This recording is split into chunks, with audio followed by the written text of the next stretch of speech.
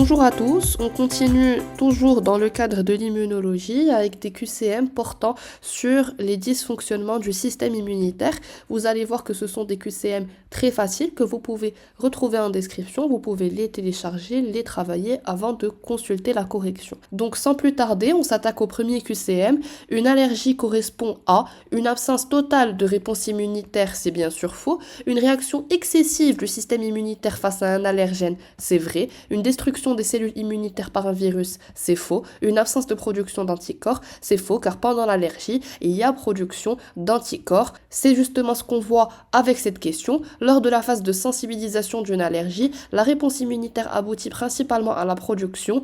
Bien évidemment, les anticorps produits, ce sont des IgE et ces IgE se fixent à la membrane des mastocytes ou basophiles pour que pendant la phase effectrice, ils reconnaissent rapidement l'allergène, causant ainsi une dégranulation et une libération massive de médiateurs inflammatoires à l'origine de la réponse allergique. Dans une réaction allergique, les IgE se fixent principalement sur, je viens de vous le dire, ils se fixent sur les mastocytes et les basophiles. Les autres cellules n'ont aucun rapport avec la réaction allergique. La réaction allergique apparaît généralement lors du premier contact avec l'allergène, c'est faux. Pendant le premier contact, on a ce qu'on appelle une phase de sensibilisation, aboutissant à la fixation des IgE sur la membrane des basophiles et mastocytes, pour que pendant le second contact avec l'allergène, eh bien, ces immunoglobulines reconnaissent l'allergène et causent une phase effectrice caractérisée par la libération de médiateurs inflammatoires à l'origine de la réaction allergique. Proposition C. Uniquement en l'absence d'anticorps, c'est faux. Uniquement chez les enfants, c'est faux car les adultes peuvent très bien faire de l'allergie également. Le principal médiateur chimique de l'allergie est, on répond encore une fois directement, il s'agit de l'histamine. Les autres médiateurs chimiques n'interviennent pas dans la réaction allergique.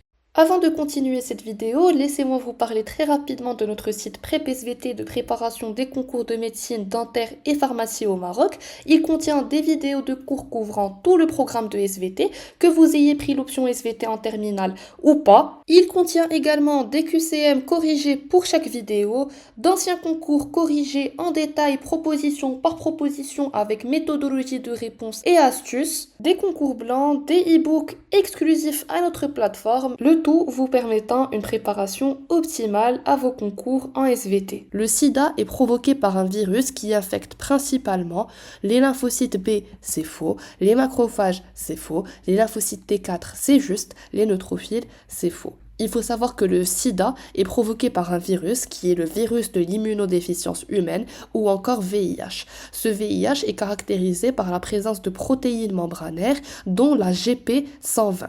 La GP120 est une protéine virale qui est caractérisée par une affinité élevée vis-à-vis du récepteur CD4 du lymphocyte T4.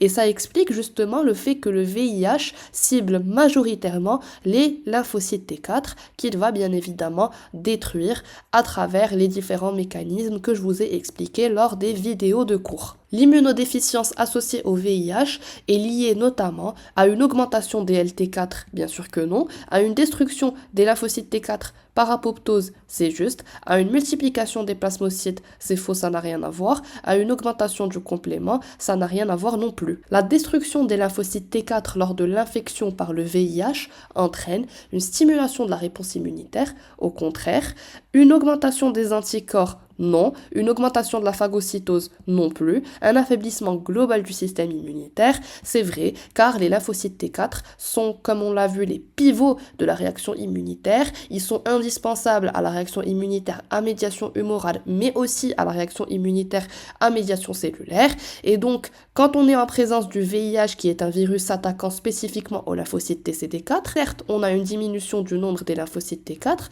mais puisque ce sont les pivots de la réaction immunitaire, on assiste également à un affaiblissement global du système immunitaire, que ce soit dans le cadre des réactions à médiation humorale ou encore dans le cadre des réactions immunitaires à médiation cellulaire, raison pour laquelle des maladies qui généralement sont banales et ne donnent pas de symptômes peuvent devenir opportunistes chez une personne portant le VIH, au stade SIDA. Une auto-immunité peut apparaître si. Alors normalement, la notion d'auto-immunité ne fait pas partie du programme, mais c'est une notion très importante qu'il faut comprendre, car elle est déjà tombée dans le passé dans plusieurs concours, et ça peut vous être posé comme question. Donc il faut comprendre ce concept d'auto-immunité.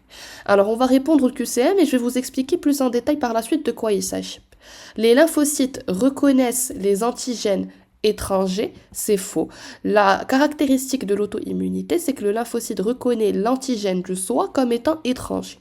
Les lymphocytes reconnaissent les peptides du soi, c'est juste. Les anticorps neutralisent les virus, c'est faux. Les macrophages réalisent une phagocytose, c'est faux. Pour vous expliquer rapidement cette notion d'auto-immunité, il faut savoir que le système immunitaire, on l'a déjà vu, agit en classant les peptides antigéniques en deux catégories. Vous avez déjà le non-soi qui est éliminé par le système immunitaire et vous avez également le soi contre lequel le système immunitaire ne réagit pas.